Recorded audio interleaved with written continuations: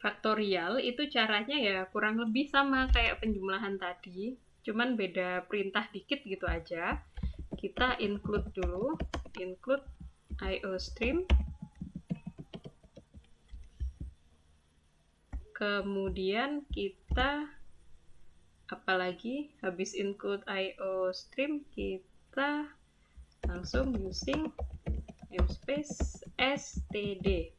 Terus kita bikin fungsi main-nya. Kalau kamu nggak ada fungsi main itu nggak bakal jalan programmu. Terus kita ngapain lagi? Kita kayak tadi ya, kalau tadi kan kita nyari suku ketiga.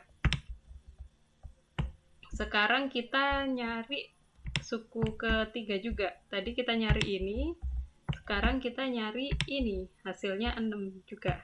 Kenapa suku ketiga? Sebenarnya nggak harus sih, nggak ada batasan sih suku ke berapa. Cuman kalau suku ke satu itu kan angka yang ditambah cuman 1, terus suku kedua juga cuman 2 gitu loh. Saya jadinya nggak bisa ngecek program saya ini beneran berjalan sesuai keinginan atau enggak. Kalau 3 kan hitungannya udah banyak gitu ya. Makanya saya mulai nyoba dari angka 3.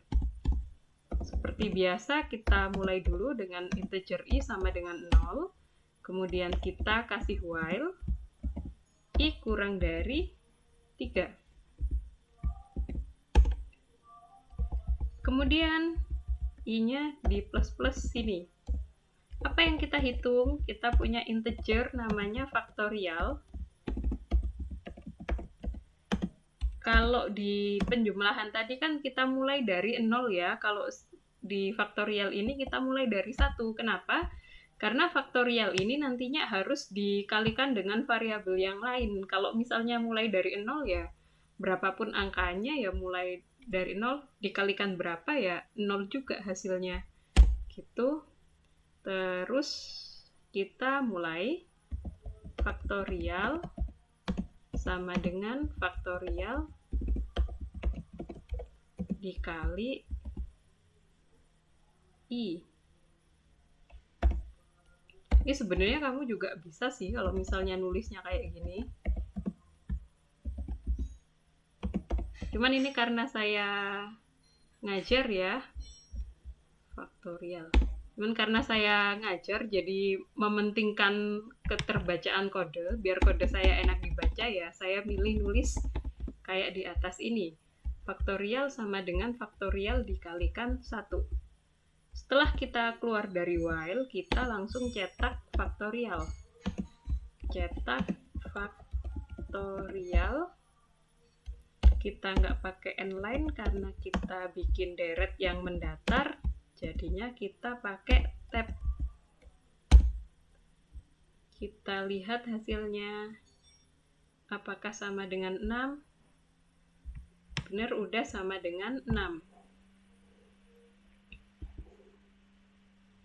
Kita lanjut.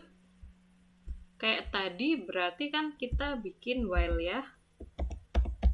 While, belum ya. Saya ini dulu. Integer c sama dengan 0.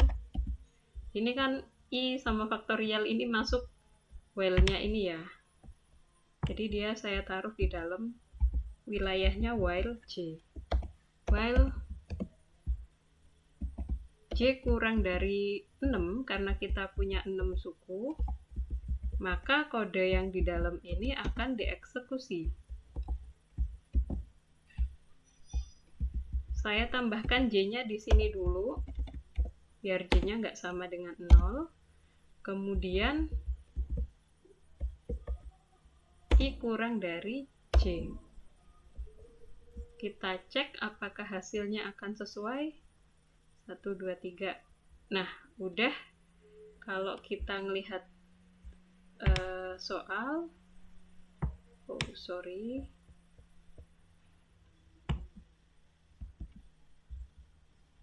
hasil eksekusinya 1, 2, 6, 24, 120, 720. Jadi kenapa sih kalian itu saya kasih soal tentang problem solving, biar kalau kalian itu ada soal-soal semacam ini, kalian itu terbiasa mengenali eh, problem yang paling kecil di sini yang bisa saya selesaikan itu apa sih? Soalnya kalau kamu langsung disuruh bikin deret, kalau misalnya kita itu nggak biasa ngoding, ya kita akan kesulitan mulai dari mana. Pasti itu kayak gitu. Kecuali kalau misalnya udah biasa ngoding di sebelumnya ya, bahkan di kelas kita saya lihat udah ada yang biasa pakai function, jadinya kalau mungkin kayak dia gitu ya mainin loop kayak gini nggak kesulitan. Tapi kalau misalnya yang dari awal banget, ya masih kesulitan sih, harus belajar ngenalin problem yang paling kecil, terus diulang sampai semua problemnya selesai. Kalau faktorial ini kan problemnya yang paling kecil itu kita harus mengalihkan angka berulang. Baru kalau misalnya sudah bisa mengalihkan angka, kita bikin deretnya. Kalau penjumlahan ini juga gitu. Problem paling kecil adalah menjumlahkan angka berulang. Gimana caranya kita itu bikin loop biar bisa menjumlahkan angka berulang. Kalau misalnya loop itu udah jadi, kita bisa nambahin loop di luarnya buat bikin deret.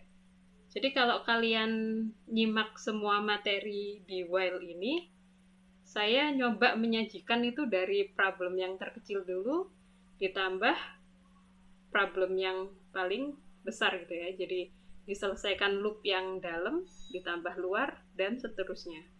Kita akhiri dulu tutorial hari ini.